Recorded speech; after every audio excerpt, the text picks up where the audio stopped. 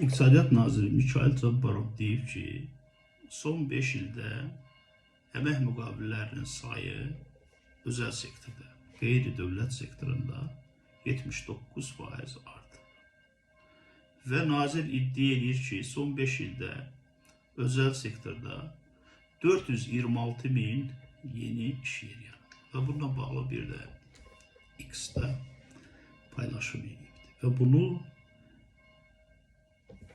vergi siyasətinin, investisiya siyasətinin, investisiyaların təşviqi siyasətinin nəticəsi kimi təqdim edir. Mən təbii ki, rəqəmə baxdım və bildim ki, bu rəqəm həqiqətə uyğun deyil. Yanlış rəqəm. Amma fikirləşdim, bəlkə bir manipulyasiya var. Görüm, bu rəqəmi ümumiyyətlə nazir hardan götürür. Diqqət yetirdim, rəsmi statistika. Dövlət Statistika Komitəsi hər il muzlu işlə deməli təmin olunmuş işçilərin sayını açıqlayır. Detallı şəkildə. Hər ayda açıqlayır. Ümumi şəkildə onu da açıqlayır. Baxıram 2024 və 19-cu illə müqayisə edirəm. 2019-2024-cü illərə baxıram. Qeyri-dövlət sektoru bu müddət ərzində 166.100 nəfər təxminən deməli fərq var, artım var. Fikirləşdim ki, bu bəlkə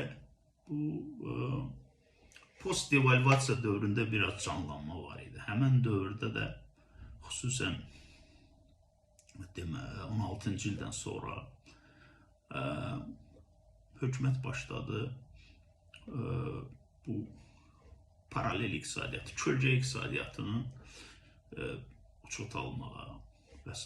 Burada fikirləşdim, bəlkə həmən dövrə istinad edir. Yəni, tutaq ki, xüsusən də 18-ci ilin, 19-cu ilin rəqəmlərində biraz yüksəliş vardı. Fikirləşdim, bəlkə o rəqəmlərlə manipulyasiya edir. Və baxıram, 2018-ci il, 2024-cü il 229.100 nəfər özəl sektorda deməli yeni iş yerləri var. Və 2016-2024-də də baxıram, burada da 272.900 nəfər. Bəs bu rəqəmi hardan götürüb nazir? Və maraqlıdır ki, Mikayıl Cabbarov niyə 2025-ci ildən danışmır?